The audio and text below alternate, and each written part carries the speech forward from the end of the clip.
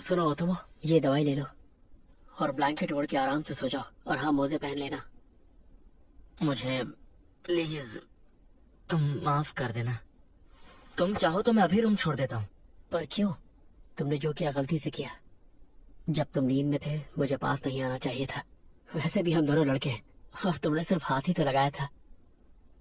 लेकिन ये तुम्हारे लिए बिल्कुल भी सही नहीं है। मैंने तुमसे छुपाया था कि मैं गे हूँ। हम दोनों लड़के हैं, इसीलिए ये ठीक नहीं है।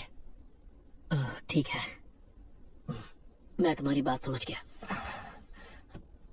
तुम्हें डर नहीं लगा? अरे यार, डर किस बात का? लो थोड़ा पानी पी लो। थैंक यू माँ। मेरा मतलब अक्सर लड़के ऐसी सिचुएशन में डर जाते हैं कि मेरा रूम पार्टनर गे है, कहीं वो मुझे गलत नजर से ना देखे। क्या सच में? तुम क्या ऐसे अचानक लोगों पे हमला करते रहते हो, वो जो ज़ॉम्बीज़ होते हैं उनकी तरह? अरे पागल हो क्या?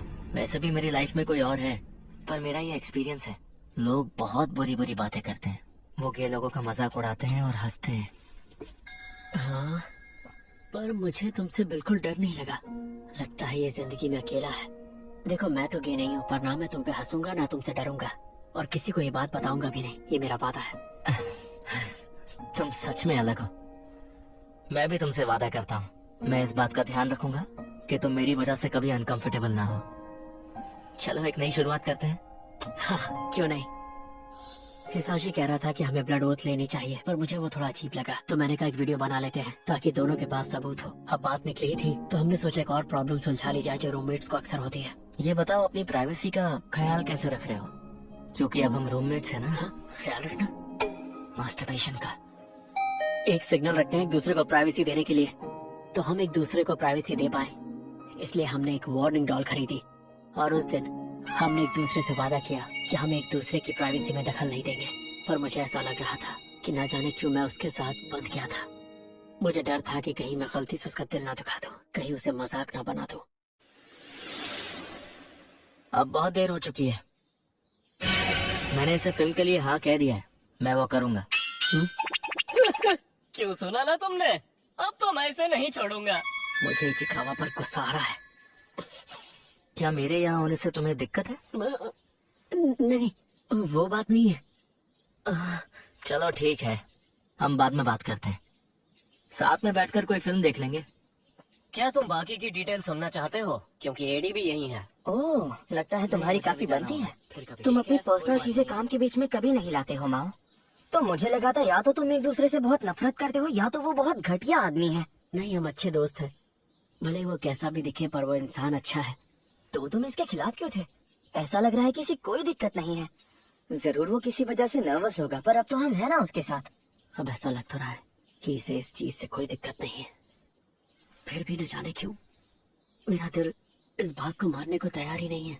उसे इसके लिए मनाना जितना सोचा था उससे ज्यादा आसान था। विलन की तरह हाथ मत चलाओ। तुम मजाक तो नहीं कर रहे हो ना? तुमने पक्का उसे फोर्स तो नहीं किया ना हाँ कहने के लिए? बिल्कुल भी नहीं। वो काफी दिलचस्पी दिखा रहा था।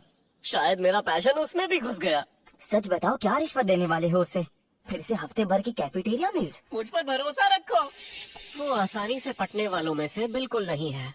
तुम्हारा खास मूव तो यही है, रिश्वत के नाम पे स्कूल मील्स खिलाना। अजीब है, मेरे पास स्कूल मील्स के वो भले ही बाहर से कैसा भी दिखता हो, पर वो अपनी बातें मन में ही रखता है। तुम ये ट्राई करना चाहोगे हिसाशी?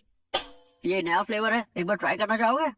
हिसाशी, मेरे फिल्म क्लब वाले फ्रेंड्स मुझे याकी नीकू लेकर जा रहे हैं, तुम साथ में चलना चाहोगे?